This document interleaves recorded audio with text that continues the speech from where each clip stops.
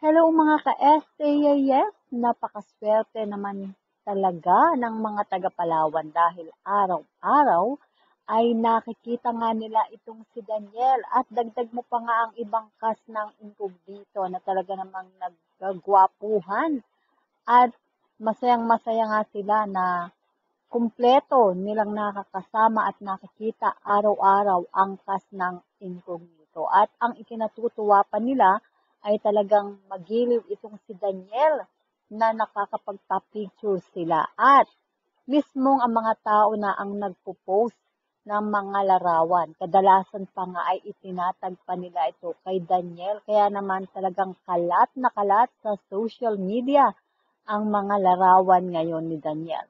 Iba talaga yung malakas ang appeal. Si Daniel talaga ang kanilang gustong-gusto na makita at makapagpa-picture. At si Daniel naman talagang kitang-kita mo na game at makikita mo nga yung mga tao na tuwang-tuwa sa kanya.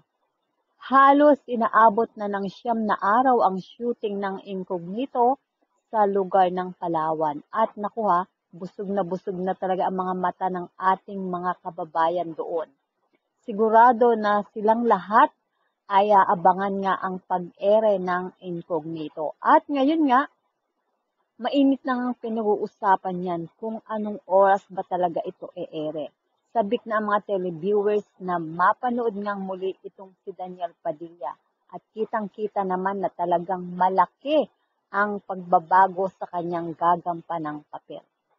So mga ka-SKAS, yan nga po ang ating balitaan. At syempre, lagi tayong mag-abang sa pagpapatuloy ng mga kuha natin sa shooting nga nitong si Daniel Padilla para lagi tayong updated kung ano na nga ba ang nangyayari dito sa Incognito. At talaga namang ito'y ating iniintay para makita natin ang mga pagbago sa gagampanang papel ni Daniel Padilla.